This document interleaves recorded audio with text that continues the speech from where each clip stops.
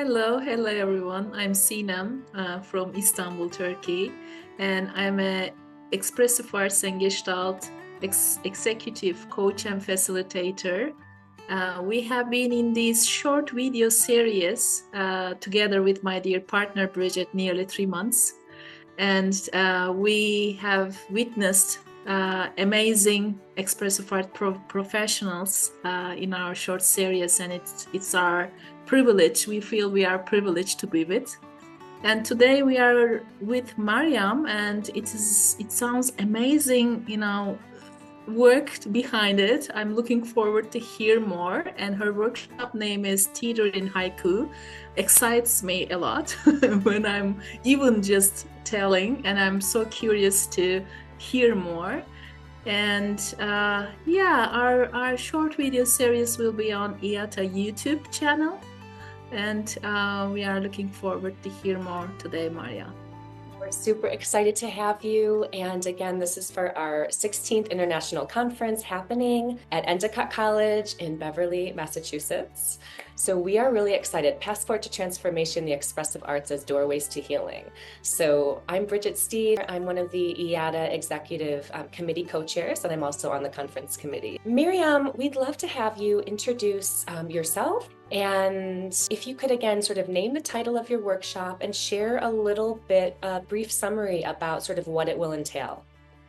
Sure. I'll just begin with sharing a bit about haiku in case people are not familiar with what it is today.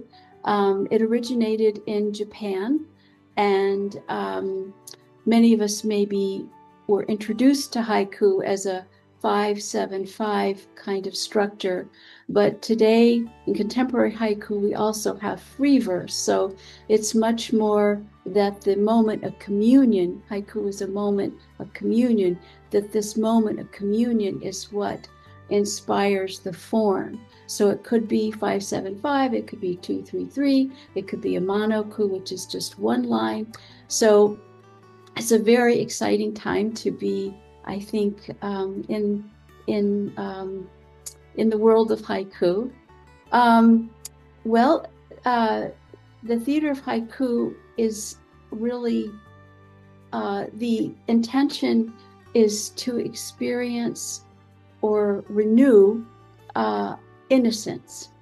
So if I left you with one word, it would be innocence, because when there's a moment in nature, communion, that touches us, what it does is it touches that innocence. We forget our sense of self. We forget all the, the doubts and the fears, the cares, and we are just merging with that subject. And it's a moment. And I've been an expressive arts therapist, teacher, and artist my whole life. And I've seen repeatedly that when people are traumatized, they're wounded, it's the place of innocence. And so we, of course, need to return to that place of innocence to heal. So haiku it's intrinsically healing. And I think the art forms that we invite are all art forms of embodiment. So we open and we close from with a sacred song and dance.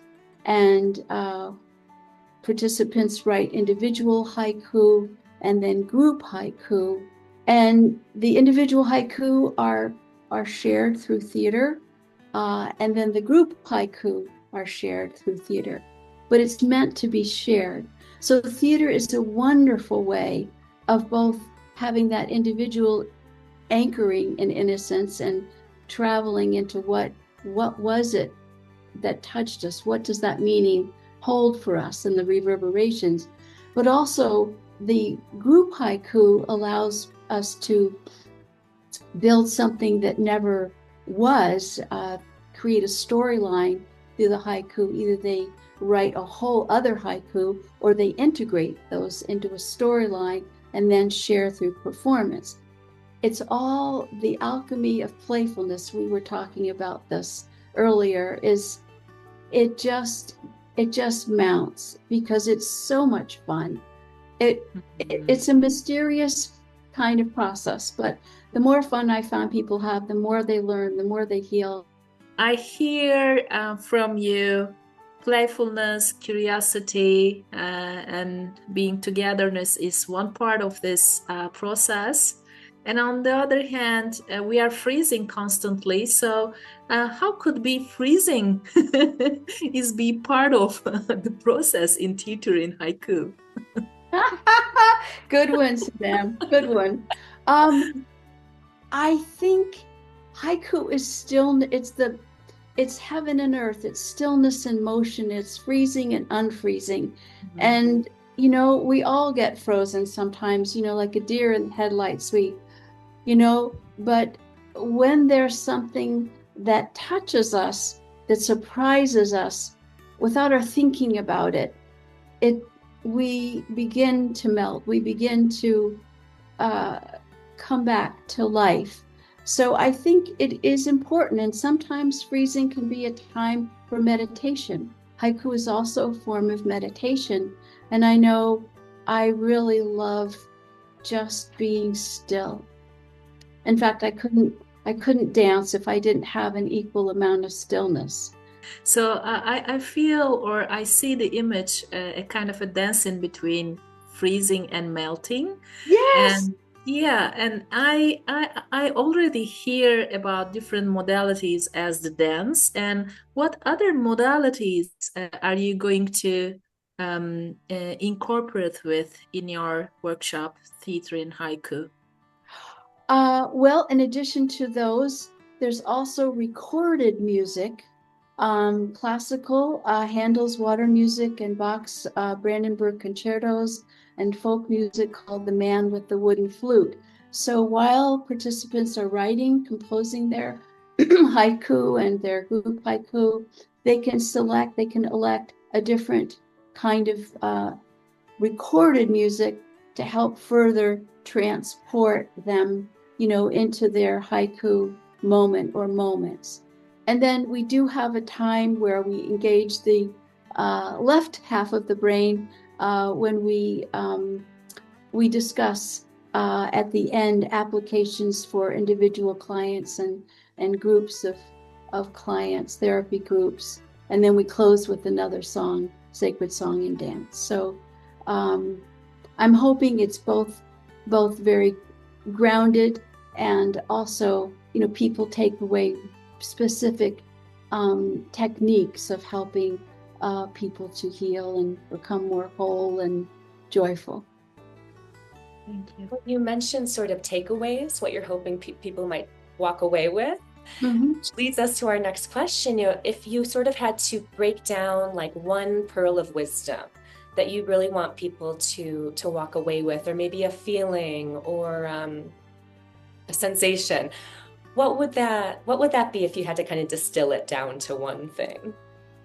Well, I think it would be innocence, and I think it would be the alchemy of playfulness. I think they go hand in hand, really. There are two Japanese terms. One is ede, which means innocence, and the other is utsugai chinyo, and it means merging. So we merge with the innocence of that subject, which inspired us. Maryam, we always would like to add some playfulness into our short video series. Mm-hmm. And if I invite you to bring some playfulness here and now, if you present your workshop without words, with an intermodal way, how you can introduce your workshop? Well, I will narrate and sing and dance a haiku I wrote. This was in the Time Haiku Journal about a year ago. The haiku is kneeling before bird song, the angel. So kneeling before bird song, the angel. And it goes, kneeling before bird song, the angel. Kneeling before bird song, the angel, kneeling before, kneeling before, kneeling before bird song, the angel, the angel, the angel. And then the dance. So, kneeling before bird song, the angel, kneeling before bird song, the angel, kneeling before bird song, the angel, the angel, the angel.